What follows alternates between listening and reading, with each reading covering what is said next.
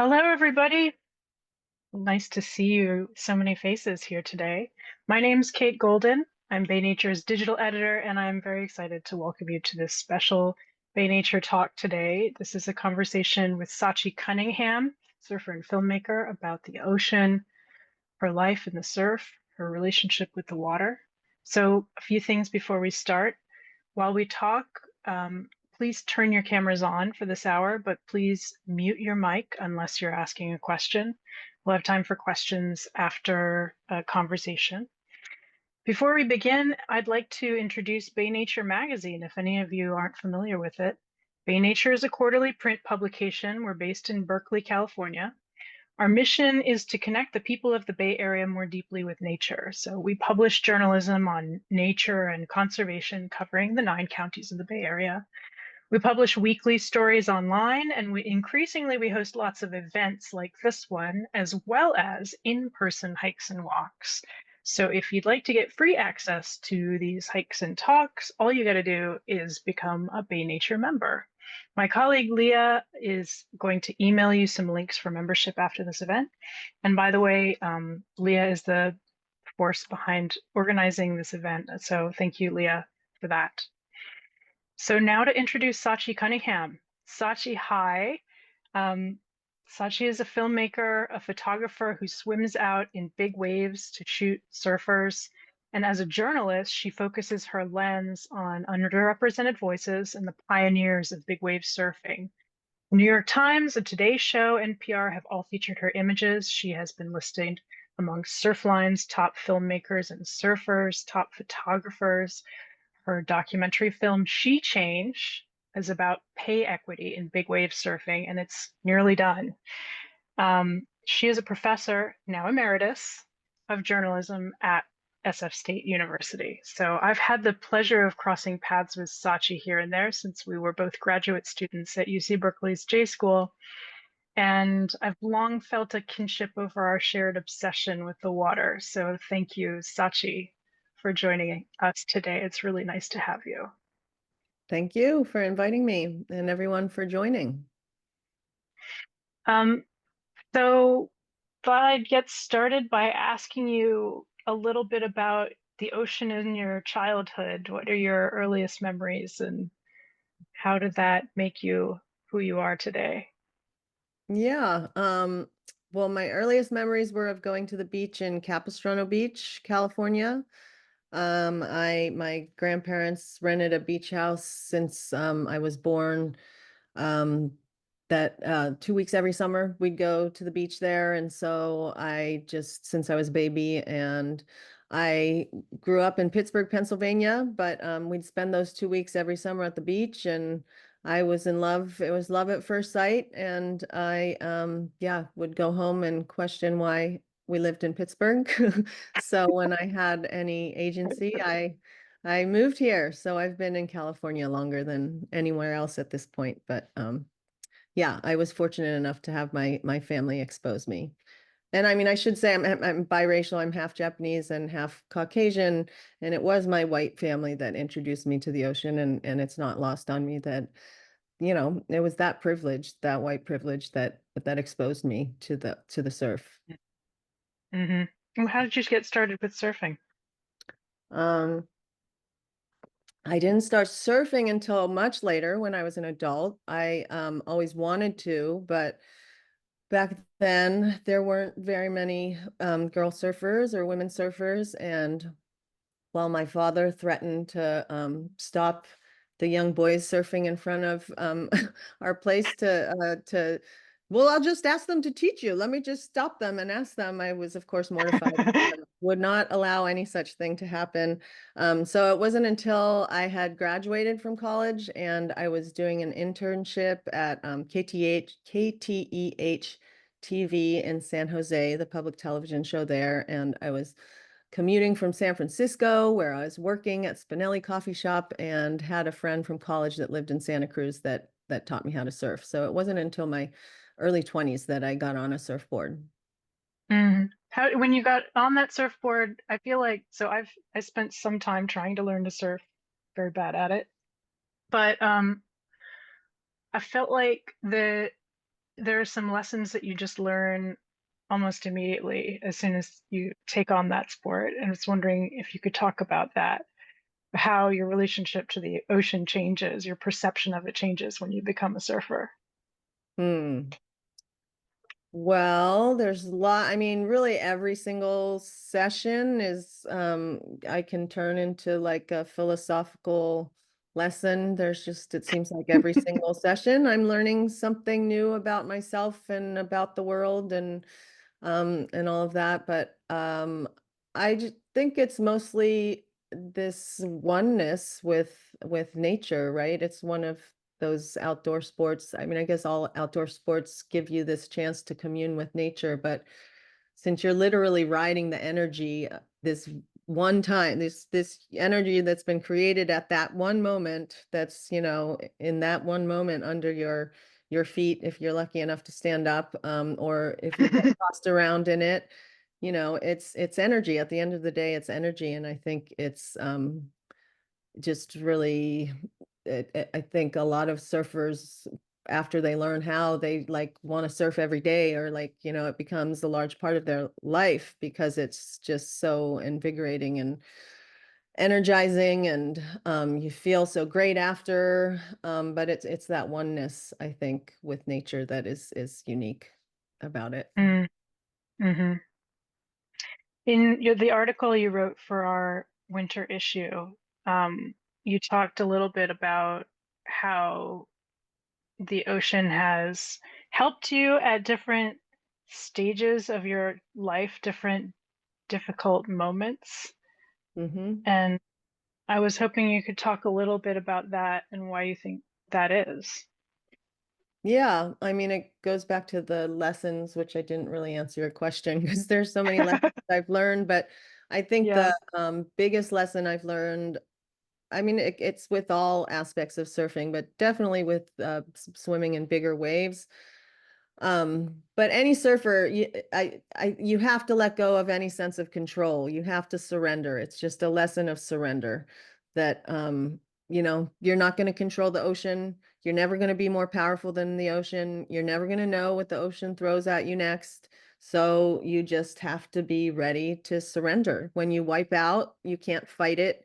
You just have to surrender. You have to let your body go every which way. And, yeah, and you just have to be comfortable with discomfort and being out of control. And Hmm. I think, and so those lessons of resilience have, I've used in all aspects of my life. I mean, in talking to some friends who have gone through the recent fires in LA, I think that also required of them a lot of surrender. It's just like nature Hmm. is more powerful than us. And it's hard lesson to learn, but I think that's the most valuable one that surfing has taught me. Hmm. I think one thing that differs between someone like folks who just like go to the ocean periodically and somebody like you who has a kind of regular habit of being there is that you get that lesson every time, every day, like constantly. Hmm. It's like a Yeah, I mean, constant reminder of your smallness. yeah, definitely. And I think that repetition, the ritual of it is what then, the 10,000 times or whatever that ingrains it in you and then becomes second nature, Mhm. hopefully. And in What dealing is your, with, yeah, obstacles in the water, but also more importantly or more helpfully out of the water. yeah, what is your daily like ocean relationship like these days? Well, I'm fortunate to live right across from the beach, in the outer sunset on the Great Highway. So I'm looking out on the dunes. I don't have an ocean view, but I have a dune view. And so I usually wake up and walk our dog across the street and look at the ocean. So I know what the surf looks like. I'm part of a plunge group that sometimes plunges in the morning. So we're going in without wetsuits and, getting the cold and that has its is another ritual that has similar ideas of surrender and doing something challenging. And then based on my schedule, I'll try to surf at least, yeah, try and surf every day if I can. But the surf isn't always, the waves aren't really good enough, and work is, work is work and doesn't always give me the time to surf. But Yeah. hopefully I'm surfing like 1 to 2 hours every day. In reality, that becomes maybe hopefully at least 3 times a week, but maybe 3 to 5 times a week. Hmm. When you go out and look at the ocean as a surfer, what like help us um, give us a sense of like what you're looking for when you're reading the water, when you're reading the Hmm. waves. Like what does it mean to see like waves that are good for surfing or like yeah, what do you see? Yeah. Well, I mean, I think most people could differentiate between like a victory at sea, waves everywhere and all discombobulated versus organized waves that are, breaking cleanly, and I guess look like the magazines or, photos you've seen of surfers riding the waves.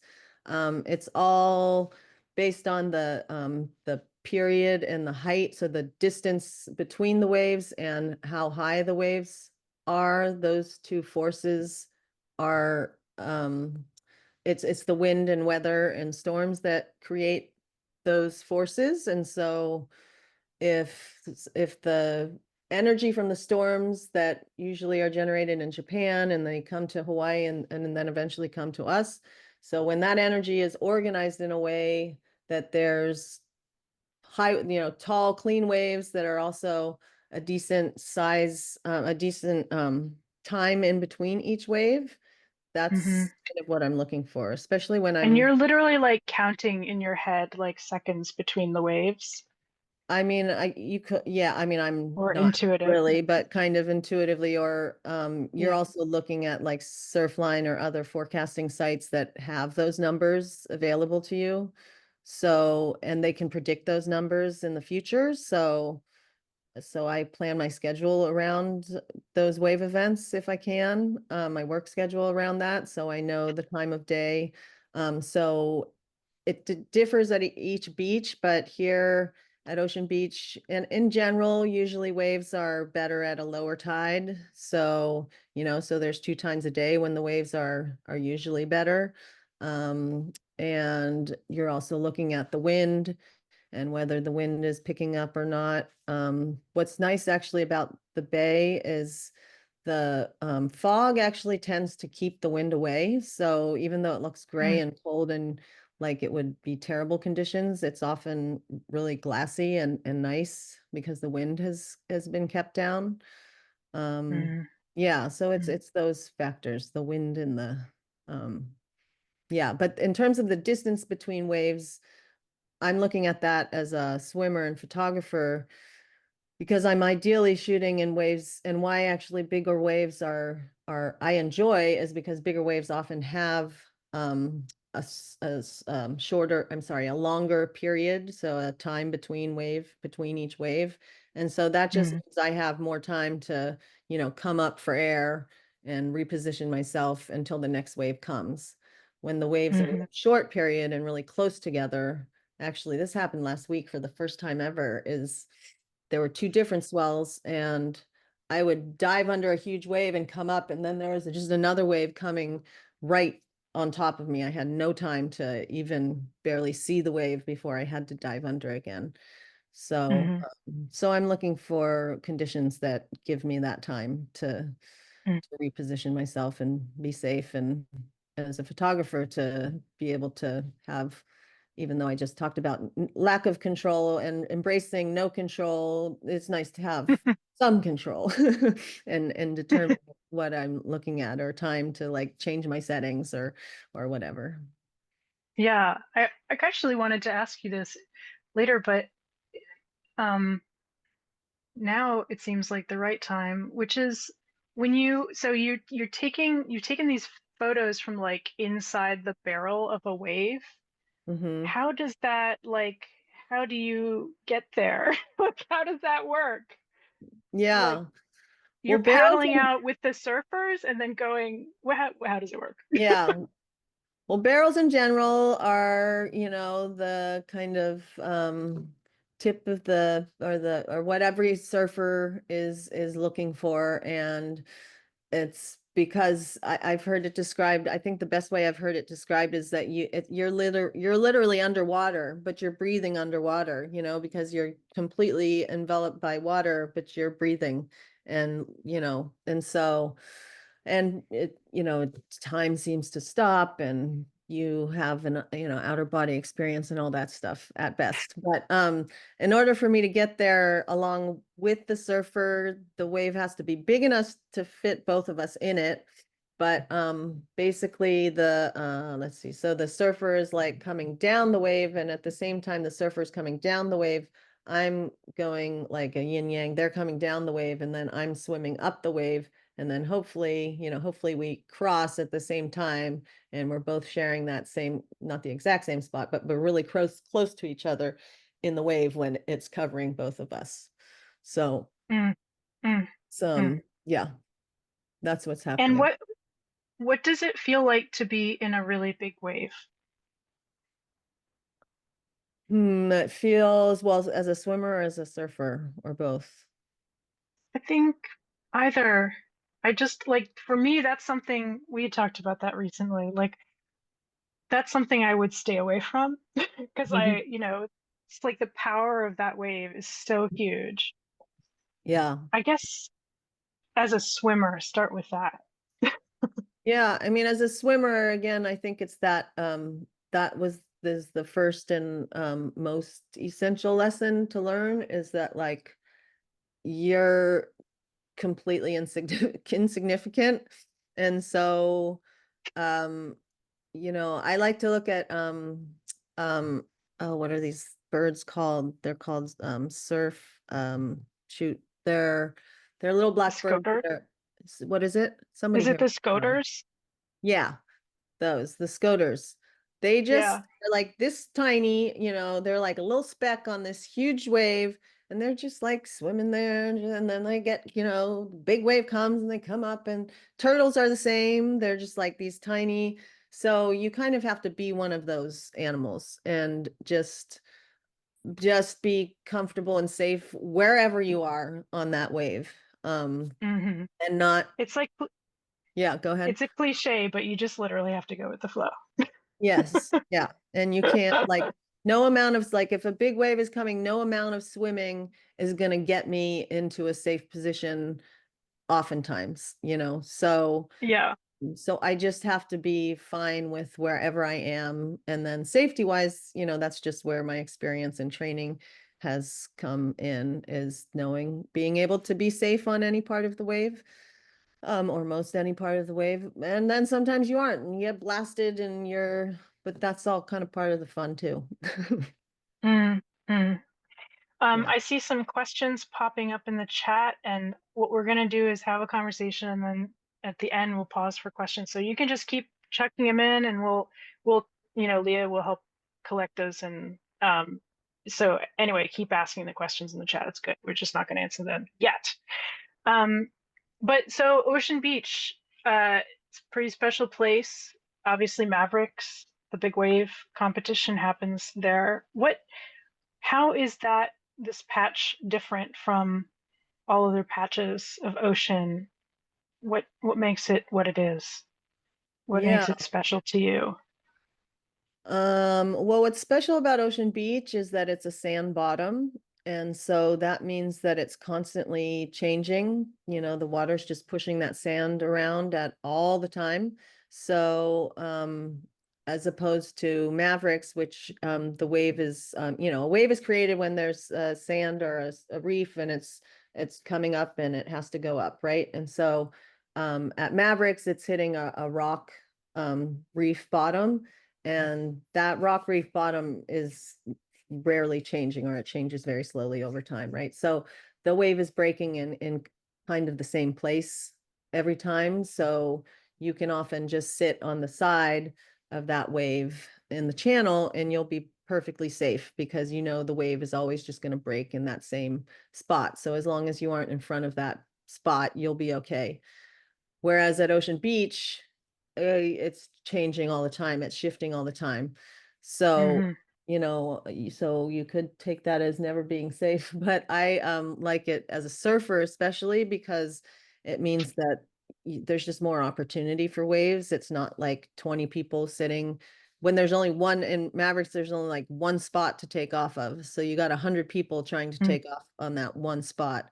Whereas at Ocean Beach, there's peaks all over the place and they're changing at all times. So it's kind of like anybody's game. Anybody has an opportunity in theory because there's so many different spots popping up. So And it's that's a one of place the where things. you constantly have to like keep relearning it. Like it doesn't get old No, because the it's and that's waves one of change every time.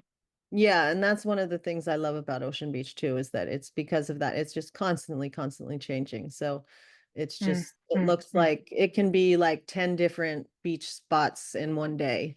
It can mimic 10 different beach spots in one day. Um, I think I also love it just because I actually do I like the cold water. Um, it's also, I mean, because it's just invigorating. It also means that there's less people in the water. Not everybody likes cold water.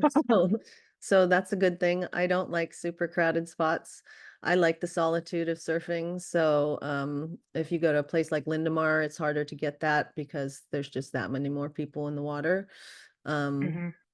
and and then it's just there's so much life, especially in this stretch. I mean, it's just you'll see dolphins swimming by, pelicans swooping by, I mean sharks, all sorts of yeah, birds, and it's just sand dollars, sand crabs. Yeah, you're like stepping on right now we're like stepping on Dungeness crabs and people can get them with their bare hands like after surf sessions or I've seen, yeah, people just bring gloves down and get them after surfing. Um, Mm, so mm, there's just so much life that, yeah, sadly, that's missing from a lot of, especially warm water spots that I think are overheating, and coral reefs are dying and all of that. hmm. Yeah, I mean, especially on this coast, cold water, but everywhere, cold water means life. Hmm. Yeah. Um, You can smell it. I mean, you can smell it, you can feel it. I had to do a little neti pot just earlier this morning because like all those things are in my nose and yeah. So yeah. Tell me about your parenting vis-a-vis the ocean. You centered your article on introducing your daughter to the water kind of disastrously to start with, yeah. and that rocky relationship has improved. Just tell us like a little bit about what happened and how that's changed.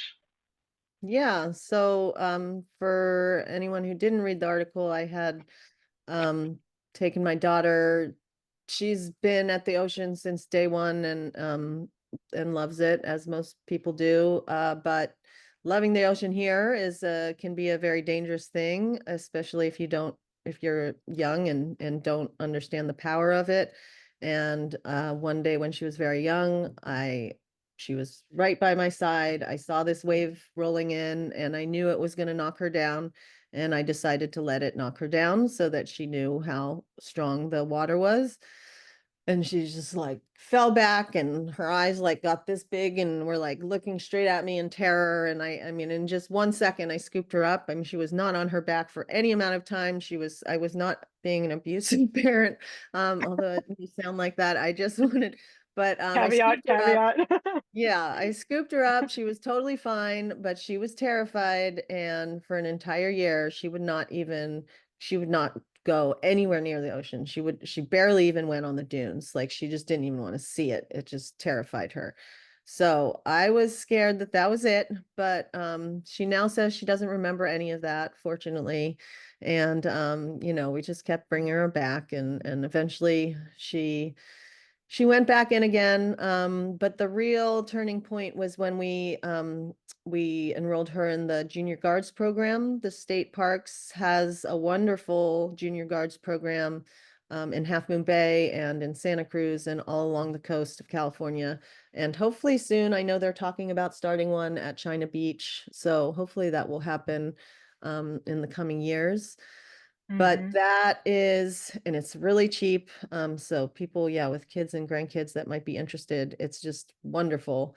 And it's in Half Moon Bay, they start at age 8. In Santa Cruz, I think they start at age 5 and goes up to age 16. So it was her first exposure to a range of ages of kids and like where she could really see like how the different levels and like she could see a path for her.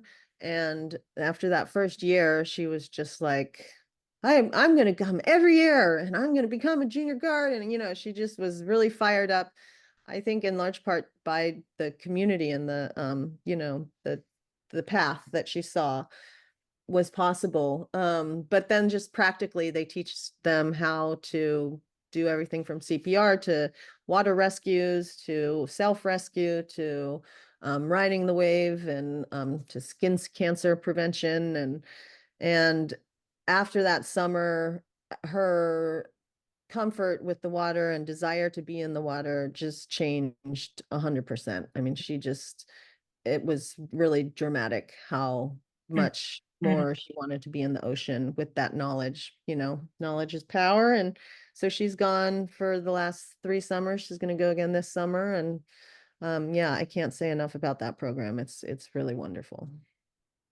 I'm struck by the fact I'm remembering that when I lived in Sydney, Australia, I knew lots of, basically all the kids are in programs like these. They call them nippers, Mm, and they all like are out at Bondi and the beaches on the weekends.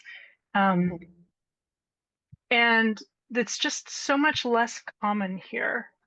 mm-hmm, And um, I know that a lot of your work has really focused on, documenting the water and also encouraging more people just to get out on the water, figuring out ways to make it easier mm-hmm. to have a relationship with the water like that. You want to talk about that work at all and kind of what motivates you?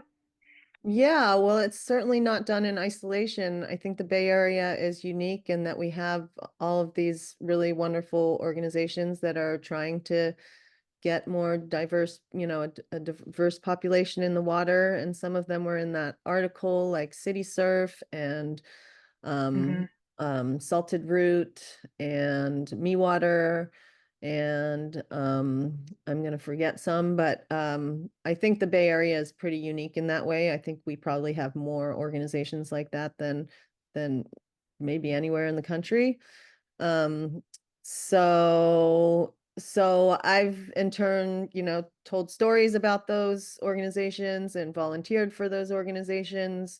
And there's another collective, um, um, oh gosh, I'm just totally spacing out here. But I mean, that's how I think I've just mostly through my storytelling Hmm. tried to get people in and my actions when I was so I'm professor emeritus now at San Francisco State, but in my last year there I had all of my students do a story about one of the classes did stories about city surf kids and another class did stories about this plunge group that I'm part of, and so as a result they all had to at minimum, I didn't require this, but they all ended up at minimum touching their feet in the water. And, most of these kids had grown up in the Bay Area their whole life and never been to the ocean. So I felt like that was a bit of a small victory to do that. And then in the class that covered the plunge group, all of them, they got extra credit if they did a cold plunge, and they all did. So that was exciting. Yeah. Hmm. You talked about how when you started surfing, you were like the only woman out there sometimes. Do you think, like, with what you've seen of these camps and things like that, like, has that changed? Do you, like, how has it changed? Is it pretty equal Yeah, opportunity for women out there now? I think it's changed. I actually read a statistic that 30% of surfers are women, but I just don't believe I don't believe that. I don't know. That's not my experience.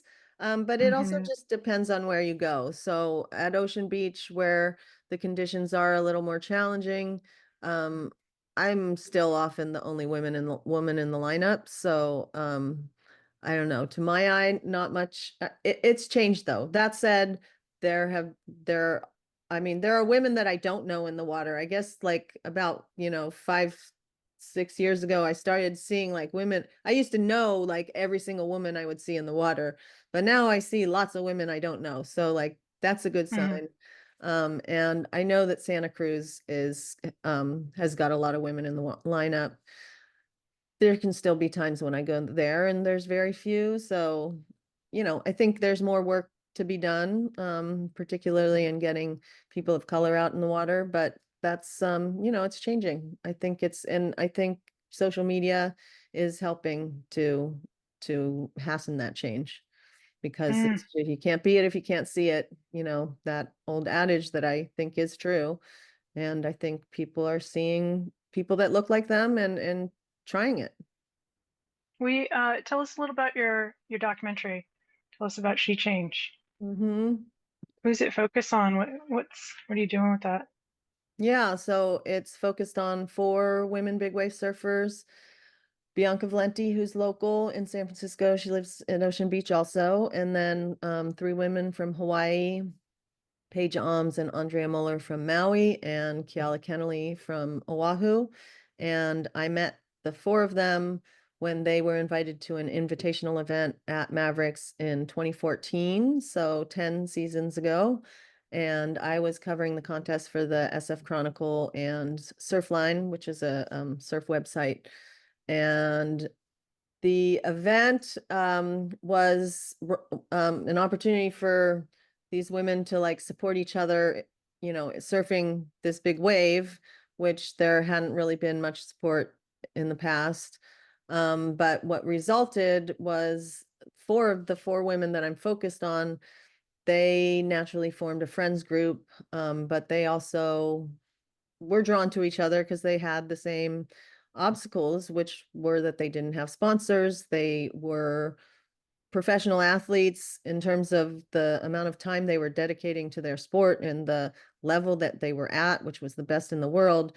But there were no sponsors and there were no contests for them to enter. So there was no place to showcase their talents and to get sponsorship. So whereas the men had it's a very young sport as a whole, but the men had the contest for about 30 years, and women were starting to show up and wanted a seat at the table. So they came together as a political group and asked for entry into the contest, and they also utilized the California Coastal Commission, which protects equal access to the coast, who helped them get that heat because in order to get a permit for the contest, the California Coastal Commission required that the event organizers have a heat for women because Hmm. in their view, if they were having a contest that didn't have women, then they were not they're upholding equal access to the coast. So I followed them doing that. And then on top of that, they did the unthinkable and they asked for equal pay. So they got that heat and then they did the unthinkable and asked for equal pay. And again, everyone just was like, what are you doing? You're crazy. Be happy with what you're getting. You're asking for too much. But what was unique about that time in history is that they were some of the only women surfing big waves and definitely the best. So if they boycotted the contest wouldn't happen. So they had a lot of political power. And so in the final hour, the California State Lands Commission also backed them up, saying that if you're using California state lands, you have to pay women and men equally. So the World Surf League had a choice of either canceling the contest or holding the contest and then having to pay their athletes equally, not just at Mavericks, but in all of their contests around the world. So they did that and they became the first US-based sports league in history to have equal prize money in all of their events. So Mm, the documentary inspiring. follows that whole arc and yay, thank you. Um, the documentary follows that arc and is in post-production, and I'm still fundraising to the finish line. So if anyone has any advice out there for people who might be interested in supporting as an investor or a donor, please let me know. But we're very close. We're like 90% done and in post-production. And I'm hoping to have that released by the end of the year or in this next year, 2025. 2025 is our year. Yeah. That's cool. That's been a long road. I'm excited to see it. Yeah. Um, Want to get into some of the practical stuff. We're seeing some practical questions in the chat that I took a glance at. The ocean is scary. How do you learn to not be afraid of it and like inch your way toward a closer relationship with it? I know you've seen people like masters of teaching this. Uh, Yeah. what what does that look like on a small scale? I mean, I think fear is a very necessary and important emotion, right? So I'm not like fearless, but I think it's just repetition. It's just doing it over and over again, and then incrementally bigger surf that makes it less scary. And and then surviving those experiences and therefore having the confidence that you go in with the next Hmm. session with. And yeah, so it's just incremental repetition is mostly Mm, how I yeah, yeah. which starts with just going there, Hmm. really, more often, right? Yeah, or even I'm just thinking of the students who are like, I'm not touching that. I'm not taking off my shoes. And then, eventually by the end of their filming, they took off their shoes and they got their feet wet. It's just those like little baby steps. Yeah. What's should we talk about the ocean safety 101? Like if you want to go out there, what are the things that you keep in mind that you Well, would tell buddy somebody? system. Yeah, buddy system is a good one to start. Is to go with someone, right? In case anything goes wrong and at least one of you can get help. Um, Traveler Surf Shop in Lindemar, they have a really nice booklet that's inexpensive, that has the basics, has like Surfing 101 that I would recommend. You can buy it online and you can also buy it in the store. And that breaks it down really well, I think. But in general, you're looking for the danger, especially at Ocean Beach, is that we have really strong rip currents. So, what goes in, like what goes up must go down, and what goes in must go out. So if you're looking where here, these are the waves. So you're looking where the waves are breaking, where you actually want to be is where the waves are breaking. You don't want to be, I mean, as a beginner, I would say you probably like once that water goes in, it sucks out, and it can suck out really fast. And that's where it's dangerous, is that you get caught in that rip current and get sucked out um, to sea in cold water. And if you didn't have a wetsuit, I guess that would also be the safety 101, is having a wetsuit, because hypothermia is also one of the biggest dangers. So you want to make sure you're warm. The lifeguards at Ocean Beach won't let you go you're in the water past your knees, or even I think they say like past your ankles. I mean, if you don't have a wetsuit. If you don't have a wetsuit and if you don't have a flotation device, so like a boogie board or a surfboard, and if you don't have a surfboard, then you have to have on swim fins, because the swim fins, will just give you that much more propulsion as you're moving through the water.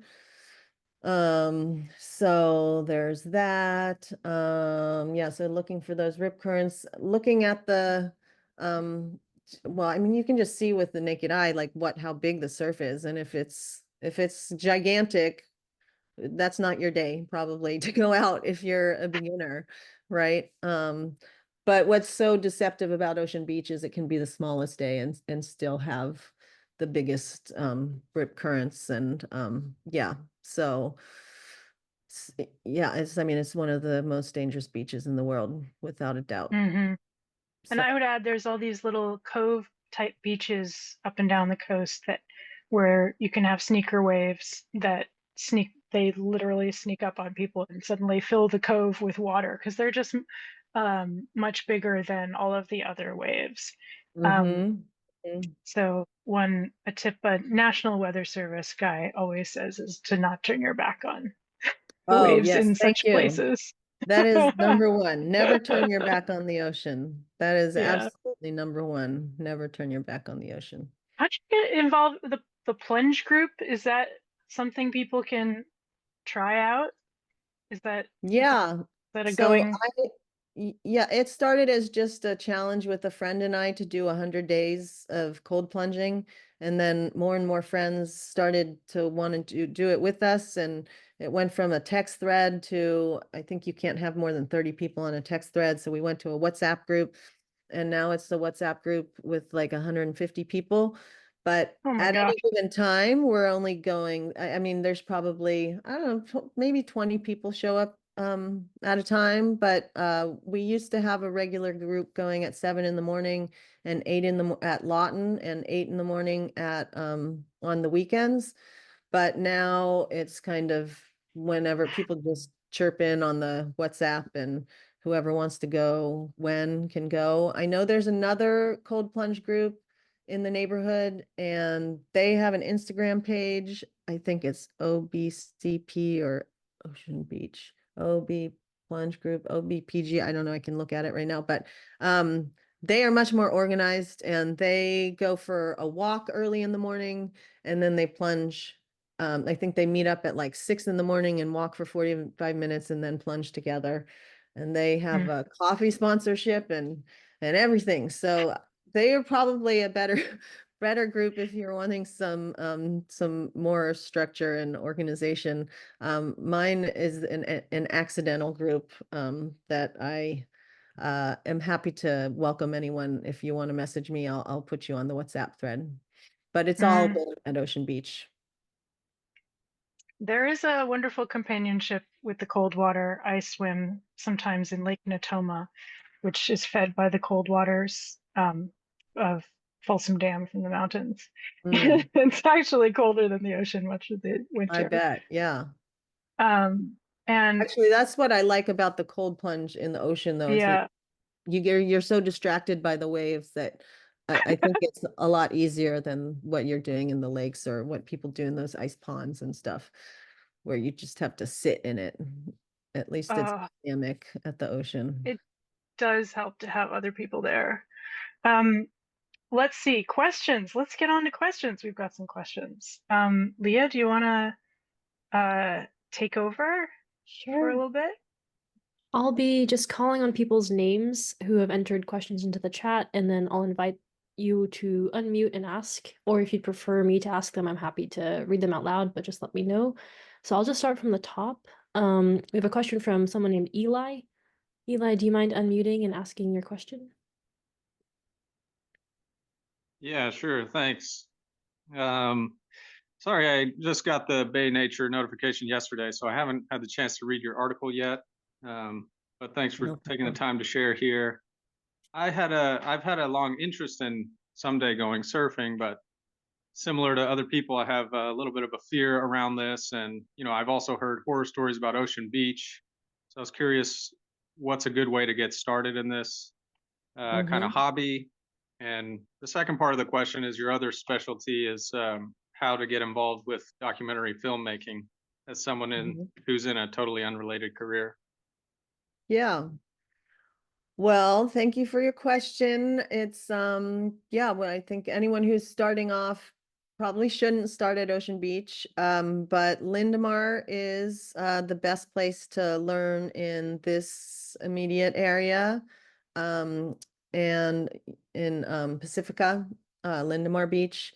And after that, Cowles in Santa Cruz is probably the best place to learn down south.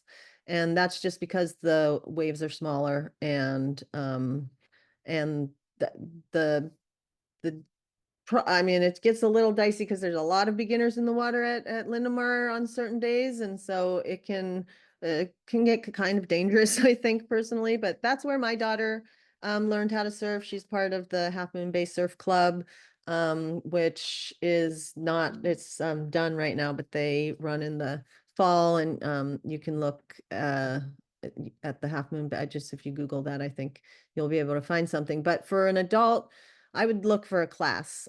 So Traveler Surf Shop is a woman-owned surf shop in Pacifica that's in that mall by Lindemar. They have classes that you can sign up for, and I think you can do that online as well. There's also a lot of surf, like just teachers, independent surf teachers and groups. So Miramar Beach and the Jetty is also a good place to learn how to surf. So finding one of those smaller places. Warm water is also a really great place to learn how to surf. So if you travel at all, learning how to surf in Costa Rica or Hawaii, that's also good to start, because it is a pain to put. I mean, that's the biggest hurdle, is putting on that wetsuit, especially for kids, and that cold water. But if you're fine with that, then I think having a lesson and, putting down some money and intention is going to make you do it, versus like, maybe someday I'll try this, right? So I would say go for it, but get someone to help you. And as far as documentary filmmaking goes, I actually so I went to UC Berkeley's Graduate School of Journalism with Kate, and they have a documentary focus, and that's where I learned most of my documentary filmmaking skills to start.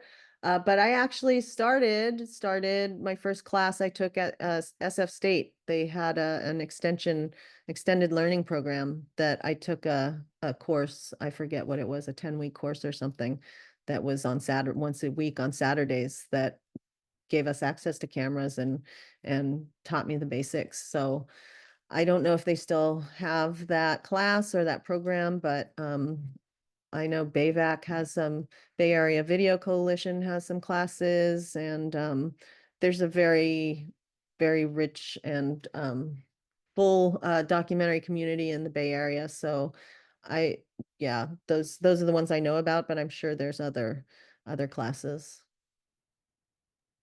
Great. Thank you so much. Go for it though. Do it. Thank you.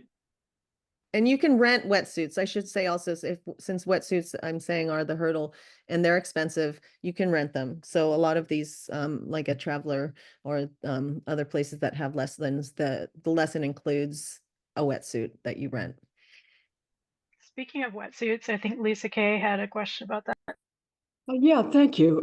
Just wondered what thickness you recommend, and also I do open water swimming too, just starting to, and just for maximum arm movement and flexibility, what you recommend, and also Yeah. what for hoodies and gloves too. Yeah, so I get really cold. I have really poor circulation. I wear a 543 is the thickness, millimeter thickness. It's the thickest you can get usually. So I wear a 543 hooded suit. So I wear that hood, and I wear booties, and I wear gloves. I don't always wear gloves or booties, but yesterday I had to get out of the water because I didn't, and I was too cold. And for swimming, I have an Orca brand wetsuit, but it doesn't have to be that brand necessarily, but they make suits that are specific to surfing and to specific to open water swimming, so that it has that flexibility that you're able to swim. Great, thank you. Awesome. I think we have some questions from Natalie. Natalie, do you mind unmuting and asking your questions? Hi, thank you so much for this. I remember that time in 2014. It was very exciting. And so was the Olympics, surfing in the Olympics, and Carissa Moore. And so was women invited to the Eddy and participating, all of that, very exciting. So did you happen to be at Mavericks the day after the Eddy, or? I was, yeah. So Did when you? that 100-foot wave came through and the biggest surf ever, I was out on the water on a jet ski with my camera, and I was filming video that day. And it was pretty awesome. Yeah. Yeah, I'll bet. I'll Mhm. bet. Yeah. I mean, and I think that sadly, I think we're only going to see more of that with the climate changing. You know, everyone's like, I don't know if I'll ever see this again in my lifetime. And I don't know, before this year's biggest swell last year was the biggest swell ever. So um we'll see. Maybe I'm wrong, but yeah. Also, one thing about the gear that I'm realizing that might actually be interesting for people is that it is important in cold water to cover your ears with like either a hood, or I put in earplugs and a hood. And that's because cold water surfers have this thing that's unique to cold water. It's called surfer's ear. And basically with the cold water entering your ear canal, some people develop, your body reacts to that cold water by growing a bone that gradually closes up your ear. And so a lot of surfers who have surfed in cold water for a long time, myself included, you eventually have to get that bone drilled out. And then it comes back again, and then you get a drill. So, but one way to slow that process is by keeping the wind out of your ears, the cold wind out of your ears, and cold water out of your ears. True dat, as a person with scarred eardrums on both sides.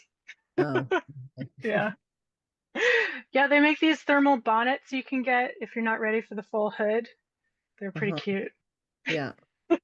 Yeah, I see surfers with those.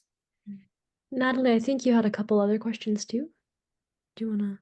Oh, yeah, I was just wondering, you talked a little bit about filming. I was wondering what kind of camera you used, or like the size of it. And are you always swimming? Are you on a floaty? Are you on a jet ski? Or do you do different things? Yeah, I do all of the above. The camera I'm using currently is a Canon 1DX Mark III, and that's like a sports camera. It takes a lot of shots, frames per second. So that's what I've been using for my photos for the most part, and video. I just got I'm kind of replacing that now, but waiting for that water housing with an EOS R5 Canon R5C. And it's even smaller. The cameras just get smaller and smaller and better. So because I'm in big waves, I like to have a smaller camera because I don't want to have that much weight attached to me or something potentially hitting me. In terms of safety and gear, that's another thing, is that you might want to wear a helmet. I have a helmet when I am in bigger surf, and I do think it's going to be like skiing, that eventually everyone's going to be wearing helmets. It just hasn't caught up yet with skiing. Um, and then I'm usually swimming. That's what I like the most, because I like just the freedom of that and being able to dive as deep as I want and everything. But in Hawaii specifically, I've used and at Mavericks, I've gone out with a boogie board, and then I sit on the boogie board, and that's nice because it gives me some elevation.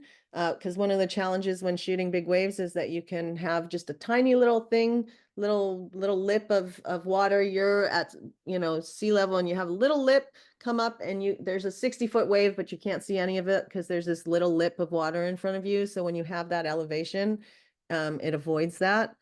But you sometimes, like in that huge day at Mavericks, there were so many skis moving around and the ocean was so crazy, there was no way I was going to swim. And so on that day, I was shooting with a jet ski, on the back of a jet ski. And if it's really important for me to get the shot, I'm always going to be on a jet ski or a boat, because again, swimming, I just can't guarantee what I'm going to be able to get or not get. So jet ski, and then a boat. I'm also on the boat sometimes. So those are the main vehicles. I think you're muted, Natalie. Sorry.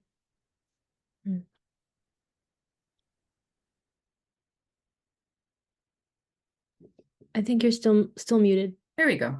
you go. Thanks for those details. I was trying to imagine you out on those waves, just floating on those waves. I was Yeah, I mean, yeah, I makes am sense. sometimes Makes sense. I am Yeah. on those, but I will usually only do that when the waves, like we said, and started in the beginning, and when they're really organized and clean.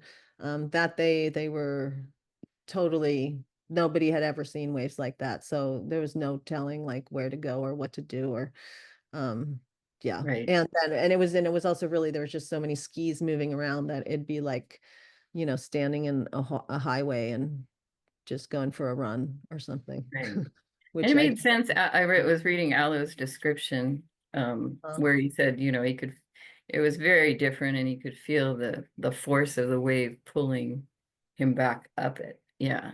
And that made yeah, so much sense. Yeah. yeah, Yeah. yeah, The limits. What are the limits? Yeah. yeah. Well, he pushed them, Yeah. that's for sure. Thanks. And then the last thing I just want to say is my 10-year-old daughter participates in Reef Guardians. Have you heard of them? Oh, no. It's a group between Anini on Kauai here and off the California coast, centered in Santa Barbara.